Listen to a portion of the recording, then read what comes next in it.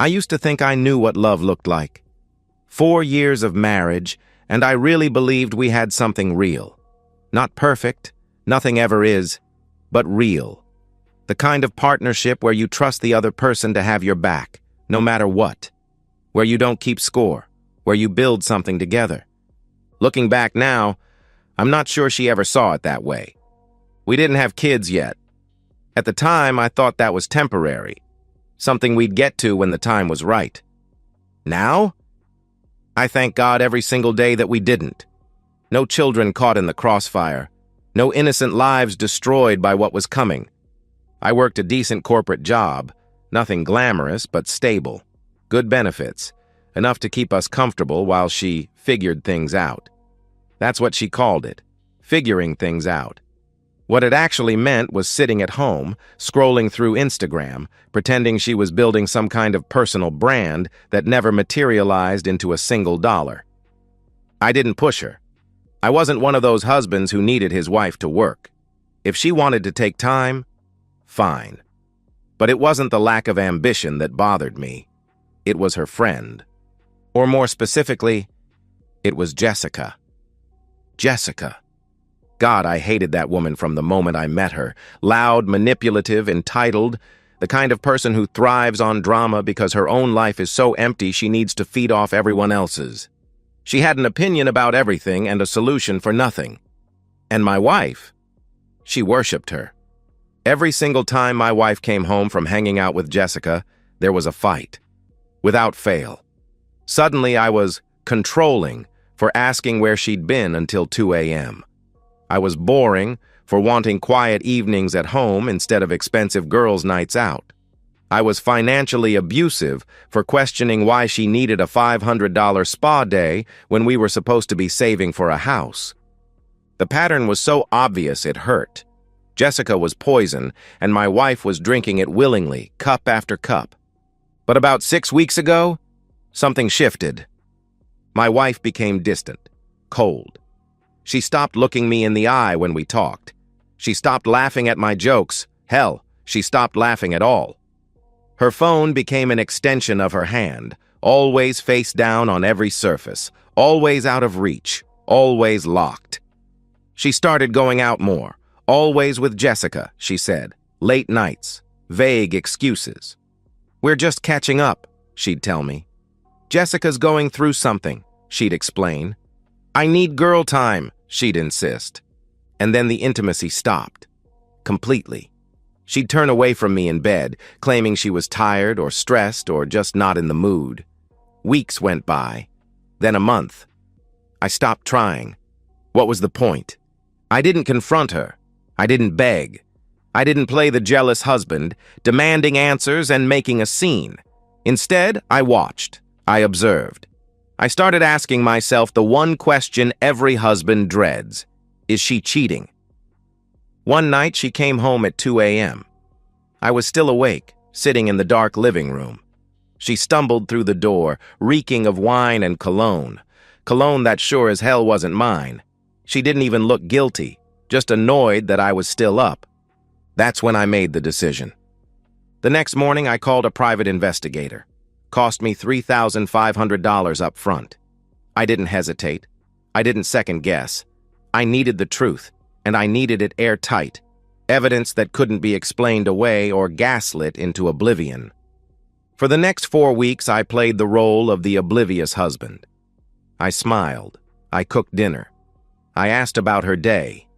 And every night, after she fell asleep, I reviewed the investigator's reports. Hotel check-ins, parking lot meetings, restaurant receipts, timestamps, photos. She wasn't just cheating. She was cheating with Jessica's husband, Mark. Let that sink in. Her best friend's husband. The woman she claimed to love like a sister. The woman whose home she visited for girls' nights. She was screwing that woman's husband behind both our backs. The investigator even managed to recover deleted text messages from her iCloud backup. The things she said to him. The lies she told me. The way she laughed about how clueless I was. I didn't cry. I didn't rage. I just filed everything away, methodically, like I was preparing a case, because I was. Then, one afternoon, my phone buzzed. A text from her. "Jessica and I need to talk to you tonight. Be home by 7. This is important." I stared at that message for a long time. I knew exactly what was coming. The trap they thought they were setting. The ultimatum. The attempt to blindside me, to corner me, to make me the villain in their little drama. They had no idea I'd seen this coming for weeks. I spent the rest of the day preparing. I printed the photos. I organized the evidence by date and location. I rehearsed my lines, tested my tone. I wasn't going to yell. I wasn't going to lose control. I was going to destroy them. When 7 p.m. rolled around, I heard the key in the lock. The door opened. My wife walked in first, Jessica right behind her. Both of them had these smug, rehearsed smiles, like they were about to deliver bad news to a child. They sat down on my couch. My wife reached over and took Jessica's hand. Both of them looked at me like I was the problem, like I was the one who needed to be managed. The tension in that room was unbearable. The air was thick, suffocating. I leaned back in my chair, folded my hands, and waited. The stage was set. My wife started talking first. Her voice was calm, measured, too calm, rehearsed, like she'd practiced this speech in front of a mirror. "I've been unhappy for a long time," she began, not quite meeting my eyes. "Our marriage has lost its spark. I feel trapped. I need space. I need freedom to explore who I am." Jessica nodded along like a puppet master pulling strings. "You deserve to be happy, girl," she said warmly, placing a hand on my wife's shoulder. "You can't sacrifice yourself for someone else's comfort." I didn't say anything. I just sat there, watching, waiting. My wife took a breath. "So, I've been thinking, I want an open relationship," she announced. Silence. "And if you don't agree," she continued, her voice hardening, "then I want a divorce, and I'll make sure you lose everything in court." Jessica smirked. She actually laughed. A short, sharp bark of amusement, like this was all some hilarious game. Like I was some pathetic fool about to roll over and beg for mercy. That laugh was the trigger. I leaned forward slowly, locking eyes with Jessica. My voice was calm, steady, ice cold. "Stop laughing," I said quietly. The room went silent. The smirk slid off Jessica's face. I turned to my wife. "You're not unhappy because of me," I stated evenly. "You're unhappy because you've been f***ing Jessica's husband in hotel rooms for the past 6 weeks. And you think I'm the fool here?" The color drained from both their faces. My wife's mouth fell open. No sound came out. Jessica's eyes went wide, darting between me and my wife like she was trying to process what I'd just said. I didn't give them time to recover. I pulled out my phone, opened the folder the private investigator had sent me, and started swiping through the photos. My wife and Mark entering a hotel lobby. Timestamp, 2:47 p.m., October 14th. Another photo, them getting into his car outside a restaurant. Another, him kissing her neck in a parking garage. I held the phone up so both of them could see. "You want to ruin me in court?" I asked calmly. "Go ahead and try. I've got hotel receipts, GPS logs, text messages recovered from iCloud backups, and enough photo evidence to bury both of you. You think I've been sitting here like an idiot? I hired a private investigator 4 weeks ago. I know everything." My wife's hands started trembling. This isn't what it looks like," she stammered desperately. "Shut up," I said firmly, not yelling, just final. Jessica's face twisted from shock to pure rage. She turned on my wife like a rabid animal. "You told me you were done with him," she screamed. "You said you guys weren't even sleeping together anymore." My wife's voice rose in panic.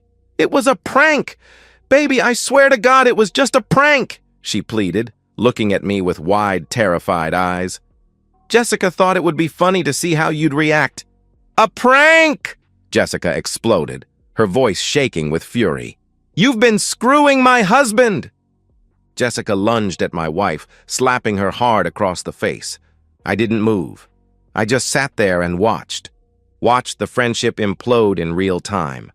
Watched Jessica shove my wife off the couch. Watched my wife scramble backwards, sobbing, makeup smeared across her face. Watched Jessica scream every insult in the book, cheating witch, snake, liar, homewrecker. I didn't feel guilt. I felt satisfaction. When they were both exhausted, voices hoarse, tears streaming, clothes disheveled, I stood up. "Get out," I said calmly. "Both of you. You'll receive copies of everything I have tomorrow morning. Jessica, if you want your own evidence package for your divorce lawyer, hire your own investigator. I'm not your friend." Jessica, still shaking with rage, looked at me with desperate, pleading eyes. "Please," she begged, her voice breaking. Just give me the files. I need them to take Mark down." I looked her dead in the eye, raised my middle finger and pointed to the door. My wife was sobbing now, full-body convulsions, clinging to the doorframe as I walked toward her. "Please, baby, please," she wailed desperately. "We can fix this. I'll do anything." I grabbed her wrist, pulled her hand off the frame, and stepped back. Then I closed the door in her face, locked it, slid the deadbolt. And for the first time in weeks, the house was quiet. I stood there in the silence, breathing slowly, feeling my heart rate return to normal. It was done. The next 72 hours were chaos. My wife didn't leave. She couldn't. She sat in her car outside the house, crying, texting me nonstop. Hundreds of messages, voicemails, wall of text apologies, promises to change, threats to expose me. For what, I had no idea. I ignored every single one. I was already 3 steps ahead. The morning after the confrontation, I sat across from my divorce attorney, a sharp, no-nonsense lawyer I'd quietly consulted 2 weeks before I even confronted my wife. Her name was Linda Garrison, and she had a reputation for dismantling cheaters in court. We filed for divorce on grounds of adultery. In our state, infidelity directly impacts asset division and alimony eligibility. Linda was confident. "She'll get nothing," she assured me. "Maybe 15% of marital assets if the judge is feeling generous. But alimony? Forget it." I also filed for a temporary restraining order.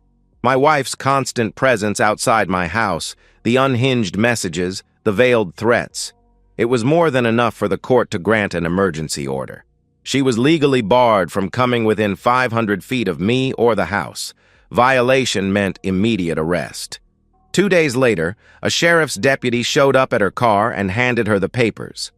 I watched from the window as she read them, watched her face crumble, watched her drive away.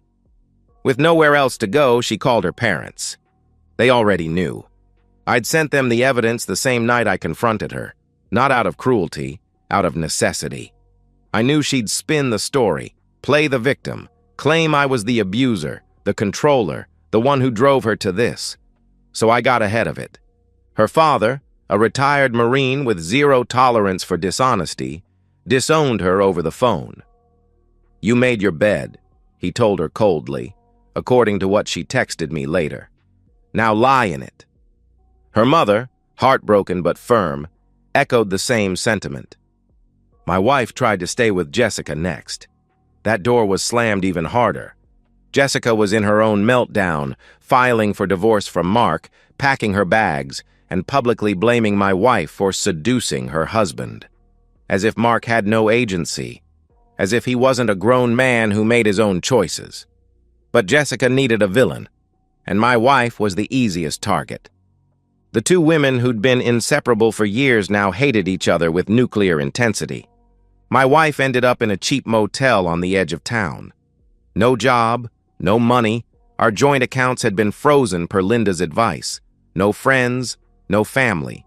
Just her phone, a suitcase, and the crushing weight of her own choices. Meanwhile, I didn't gloat publicly. I didn't post on social media. I didn't tell mutual friends the sordid details. I didn't have to. The truth spread on its own. Jessica, in her rage, told everyone who would listen. Mark, desperate to save face, admitted the affair to his own family in a pathetic attempt to control the narrative. My wife's public meltdowns, showing up drunk at Jessica's house, screaming in parking lots, did the rest. Within a week, everyone knew. At work, I kept my head down, professional, focused. A few close colleagues noticed I seemed quieter than usual, but I deflected with vague answers.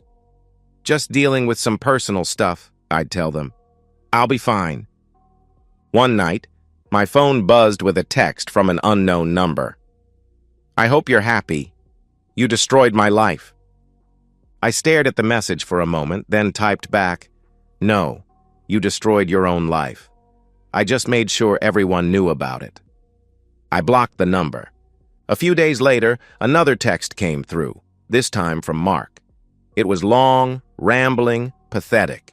He apologized, said he was manipulated, begged for forgiveness, asked if we could move past this like men. I deleted it without responding. Some people don't deserve closure. I also received a message from Jessica, short and bitter. Thank you for the truth. I'm sorry I didn't see it sooner. I didn't respond to that either. I wasn't anyone's hero or villain anymore. I was just done.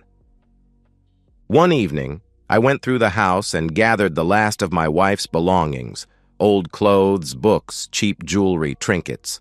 I stuffed everything into garbage bags and drove them to Goodwill. I didn't burn them dramatically. I didn't keep them as trophies. I just let go. When I got home that night, I sat alone in the kitchen with a beer, staring at the empty chair across from me, the one she used to sit in. I didn't feel victorious. I didn't feel broken. I just felt done. The divorce proceedings moved fast, faster than I expected. My wife couldn't afford a good lawyer. She tried to represent herself at first, which was an absolute disaster. She showed up to the preliminary hearing 2 weeks after I filed, looking disheveled, emotional, completely unprepared. Her paperwork was incomplete. Her arguments were rambling and incoherent. Linda dismantled her in minutes. My wife tried to claim I was emotionally abusive, that I controlled the finances, that I isolated her from friends and family, that I drove her to seek comfort elsewhere. Linda calmly presented bank statements showing my wife had full access to our joint accounts and spent freely on spa days, designer clothes, and expensive brunches. She presented text messages showing my wife had initiated the open relationship conversation as leverage, not out of genuine desire. And then she dropped the nuclear bomb.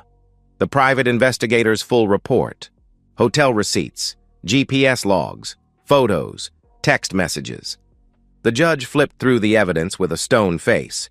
At one point, he looked up at my wife and asked sternly, "Ma'am, you're claiming emotional abuse while simultaneously conducting an affair with your best friend's husband. Do you see the contradiction here?" My wife stammered weakly. I was unhappy. He never listened to me. He didn't make me feel loved.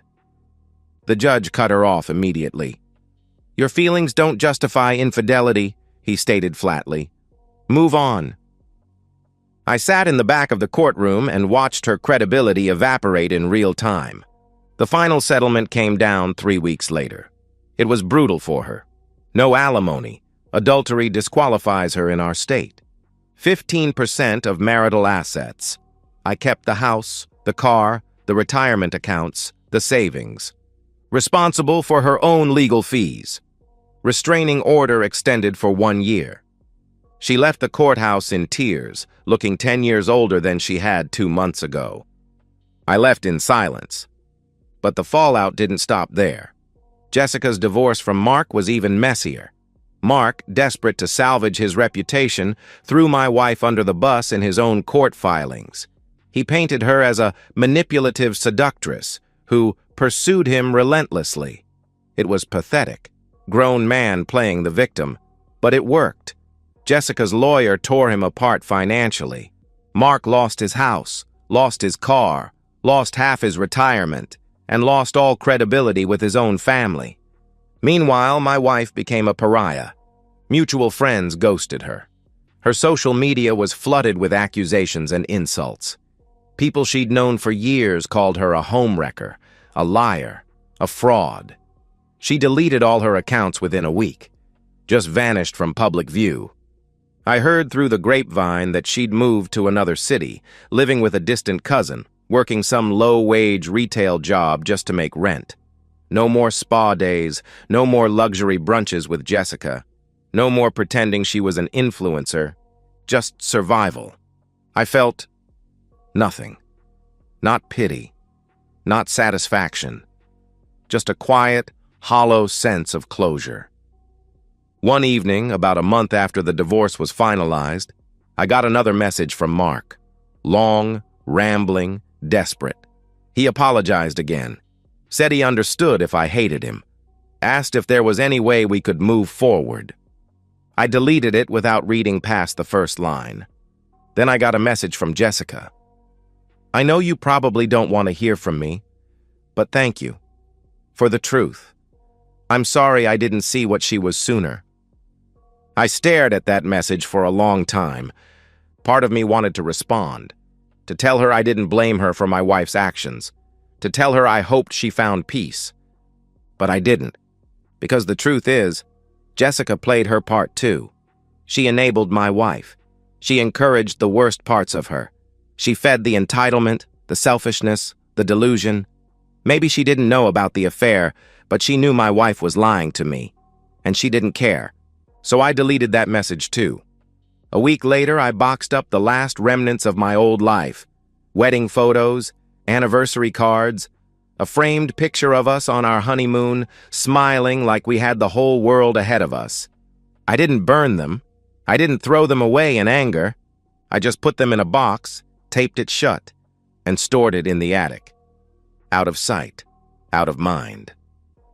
That night, I sat on the back porch with a whiskey, watching the sun set over the trees in my backyard. The house was quiet, peaceful, mine. For the first time in months, I took a deep breath and felt nothing. No anger, no pain, no bitterness, just stillness. 6 months after the divorce was finalized, I sat alone in my house now fully and legally mine, and took stock of my life. I didn't win in the fairy tale sense. There's no new woman on my arm. I'm not rich or famous or celebrated. I'm just free. Free from the lies, free from the manipulation, free from the weight of pretending everything was okay when it wasn't. But freedom has a cost. I'm lonelier than I've ever been. Friends who were our friends chose sides, and most chose neutrality, which, let's be honest, feels like choosing her. My family is supportive but distant. They don't understand why I can't just move on, why I don't want to date yet, why I won't smile more, go out more, get back out there. I'm not ready. Maybe I never will be. Work is fine. Actually, I got promoted. Threw myself into my career with a focus I didn't have before. But the victory feels hollow. Success without someone to share it with is just numbers on a screen. Some nights I lie awake and wonder if the revenge was worth it. If exposing her, humiliating her, watching her life collapse brought me any real peace. The answer is complicated. I don't regret it. Not for a second. She made her choices. She weaponized our marriage. She tried to destroy me first, to take everything I'd worked for and leave me with nothing. I simply refused to be the victim. I took control. I protected myself. And yes, there's a grim satisfaction in knowing she can't hurt me anymore. In knowing she's out there somewhere, living with the consequences of her actions. In knowing that every time someone Googles her name, they'll find the truth. But I also know I'll never fully trust anyone again. Not the way I trusted her. That part of me died the night she walked into my house with Jessica and tried to destroy me. That innocent, hopeful part that believed love was real and people meant what they said. That part is gone. I think about her sometimes. Wonder if she's okay. Wonder if she learned anything. Wonder if she ever thinks about me, about what we had, about what she threw away. Then I remind myself, it's not my problem anymore. One night, an old college friend comes through town. We meet at a bar downtown, somewhere neutral, nowhere that holds memories. We talk about work, about sports, about nothing important. Then he asks me directly, "So, any regrets?" I take a sip of my drink. Think for a long moment. "No," I answer finally. "I don't regret protecting myself. I regret believing someone who didn't deserve it." He nods thoughtfully. Doesn't push. We don't talk about it again. When I get home that night, I sit on the back porch, same spot I've sat 100 times since the divorce. The air is cool. The stars are out. The world is quiet. I think about the life I thought I'd have, the kids, the family vacations, the golden years with a partner who loved me, who chose me every single day. That life is gone. But maybe that's okay. Maybe I'll build something new, something real, something that can't be taken from me by lies and betrayal. Or maybe I'll just be alone for a while, and maybe that's enough. I lean back in the chair, close my eyes, and let the silence wash over me. No anger, no bitterness, no pain, just clarity. People say revenge doesn't bring you peace. Maybe they're right. Maybe it doesn't heal the wound or erase the betrayal or make you whole again. But it sure as hell brings you clarity. And sometimes, that's all you need. I open my eyes, look up at the stars, and exhale slowly. I'm not broken. I'm not bitter. I'm not defeated. I'm just here, present, alive, free. And for the first time in a long time, that feels like enough.